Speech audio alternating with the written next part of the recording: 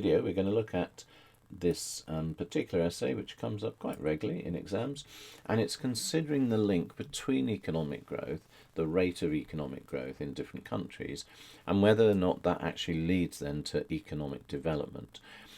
And you've got to start with an understanding that economic growth could be long term or short term. You might want to bring in the idea of sustainability of growth, and then how that differs from economic development, usually measured by the HDI index, but also some of the other indices are actually quite important here to flavour your particular answer. Okay, so we'll go through this, but I just wanted to show you this is the latest growth figures, GDP growth by country, and you'll see that countries like China, this is for 2021, China, India, some of these Asian countries over here, these have been strong growing countries really in the last sort of decades, and increasingly there's some South American strong growing countries, possibly because of the lithium triangle there and the inward investment that's going on there. But these are where we've had our strong rates of growth. But then when you consider, this is the latest HDI index by country, these countries, the darker the colour here, the higher the level of development, these countries which have been fast growing aren't actually those countries which have got the highest level of human development. So in a sense, the graphics here are showing immediately that you have to argue that growth doesn't necessarily lead to development, and for the countries that you're going to study, you really need to have some data on the average rate of growth over 10 years and what's been happening to their HDI index over 10 years. So we're going to look at the arguments here, and you'll remember that there's always a yes argument.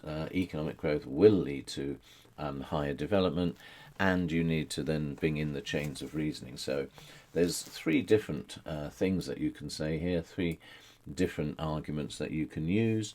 The first one is that higher rates of growth, which is measured by increasing GDP, or better to use the term GNI now and distinguish between the difference between domestic and national, per capita, that's how we measure economic growth in development, because that's the HDI index uses the GNI.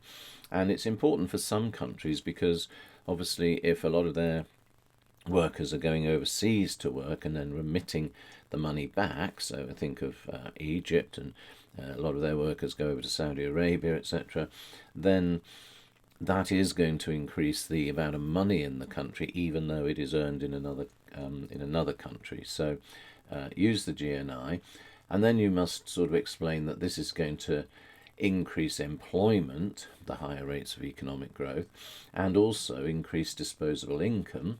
And then you go down the line, well, if there's higher disposable income, it means that they can enjoy more life-sustaining goods and services, is a good phrase to use, and they might be able to spend more on education and health, or even you can argue out of their income they can buy more education, buy more health, which increases their standard of living and their welfare, etc. And also that if they've got higher incomes, the parents of children, and particularly for girls in some countries, then they allow their children to stay at school for longer, which then generates higher incomes later on in life for the family. So that's something to bring up. And the employment one, reducing your unemployment, meaning that you're lifting people out of poverty, and that helps to sustain your development. So the first one I would say is that yes, growth will, because it has an effect on employment, income, and then the type of goods that you could buy. Second one, we look at the impact of economic growth on companies, and you would say that if you have economic growth, then obviously companies are going to have higher profits, which means that they might be able to afford cleaner technology, reducing negative externalities, bringing on more sustainable growth. And possibly trying to make sure that the resources are not so depleted. One of the problems often with economic growth and development is that if companies are using up these non-renewable resources, then it's not sustainable economic growth. It's only short-run economic growth or even economic development. Also, if you've got higher profits, they can invest in human capital. That's the education and training, leading to higher skills, higher wages, and a higher life sustaining goods and services being bought. So try to link investment and skills to wages, and you will do that through the theory of marginal revenue product, okay, which comes a bit later in some courses.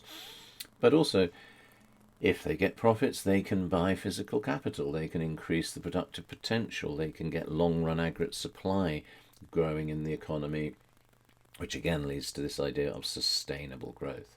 So you hit the income employment, you hit the firms, and then the last thing you really do need to say is that there's a fiscal dividend where you get economic growth. So there's higher income taxes on incomes of workers, higher corporation tax and higher spending taxes, and all of that can then be fed into the government, and that can lead to increased spending on education and health, which is two of the big parts of the HDI index.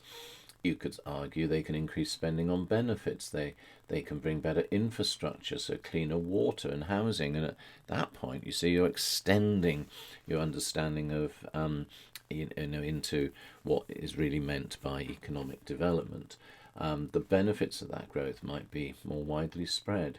You might reduce poverty, increase living standards, life expectancy. So these are all things that you really need to say that economic growth does lead to economic development, or the better way of saying it is that it is a necessary condition. Without economic growth, you've got very little chance of getting economic development. So it's necessary, but my big phrase I like to see is it sufficient, i.e. just because you've got it, will it always lead to economic development? So you need to look at the arguments to say, well, maybe it won't. Okay, so the first one here is, what type of growth have we got? Is it capital intensive or labour intensive? If it's labour intensive, then you get all those benefits of wages, employment, etc. But if it's capital intensive growth, you're not. Is it inflationary? Is it sustainable? So is it led by aggregate demand only? Or is it led by increases in aggregate supply? Are the resources, our natural resources, being depleted, meaning that it's not sustainable for the future?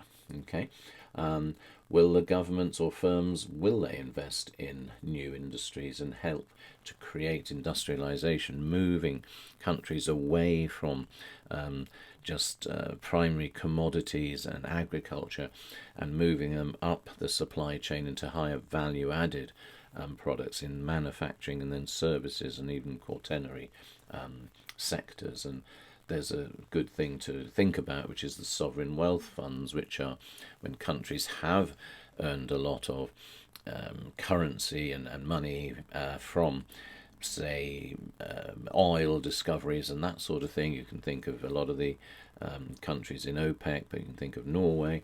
The government have taken that money and they've put them into what they call a sovereign wealth fund. They've saved it up and they're using it now for the population that have come after the discovery of that particular commodity. So the type of growth, you might argue, is very important as to whether it leads to development. And big topic that you must mention is, of course, inequality. Is it an equal level of growth? What about gender equality? That's a real issue in some developing countries where the women are left behind. Is there inequality in terms of the distribution, in terms of geography, the area of the country? And often, if you have got economic growth through the production of commodities and oil and that sort of thing, it can be in only certain parts of the country, or is the growth spread across the whole country, which therefore would lead to better development? it depends on how progressive the tax system is. So that if some people are earning more and more money, are taxes progressive? It depends on a big topic to think about. Depends on the different pay that you're getting in agriculture, in the primary sector, that's commodity type sector, manufacturing services. Often it's argued that you can't get very high productivity in the agricultural sector and sometimes in the primary sector, but mainly in the agricultural sector. And so where is that growth coming from? Is it from growth of agriculture and primary, or is it in the manufacturing services sector where you can actually get an increase in productivity through the use of better capital? And is it in different, are there different rates of pay in the rural and urban areas? And so considering where is that growth coming from? So there's quite a lot that you can talk about, in the sense that you might get economic growth, but it's not spread equally around the country. The third point that you should bring up, and I think this and the next one you could merge into one paragraph if you wanted, is that when you get economic growth, of course, there may be negative externalities, and so your social costs exceed your private costs, and so there's overproduction.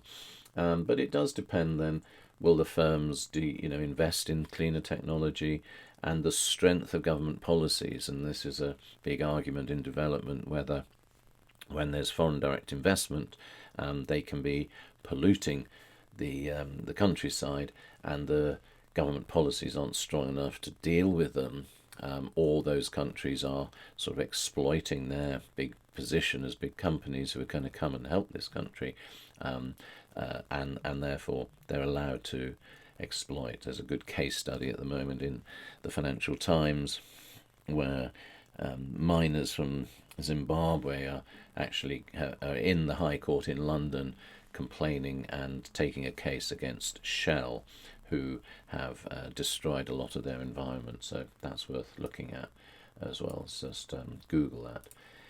Improvements in health, education and social welfare, which are really meant to come from economic growth, are simply not guaranteed. You can argue that sometimes they're merit goods, they're underprovided by markets, they might be public goods, and so you can go into the whole argument about whether or not the government will provide the right quantity, if you like, and it does depend on their political will. And worth mentioning, what about civil liberty, gender equality and human rights? There's a really good articles around about the DRC, the Democratic Republic of Congo, one of the poorest countries but in the world, but lots and lots of rich resources in their land. They've got oil, they have diamonds, they've got cobalt, they've got lithium, big discoveries of these sort of products which could raise their level of development hugely, but very few companies are going in, mainly because there's lots of war, and there's a corrupt government there, and so you need to consider examples of that even though they might be growing, or at least have discovered the ability to grow, it's not always going to lead to growth. So in conclusion, I think you would say that growth is a necessary ingredient, because without that it's difficult to develop. But you're going to achieve the jobs, the wages, the education, health, etc. But it's not sufficient. It's not going to automatically happen. And whether it's sustainable, possibly you're arguing there, only if you're using supply side policies, infrastructure, good progressive taxes, policies correcting your externalities, and maybe taxing the depletion of your non-renewables and encouraging renewables. So those sorts of points I think you would bring out in your final justified judgment on whether economic growth will always sometimes necessarily lead to sustainable economic development. So hopefully that's of help to you, and you'll be able to produce a good essay if that comes up in the exam.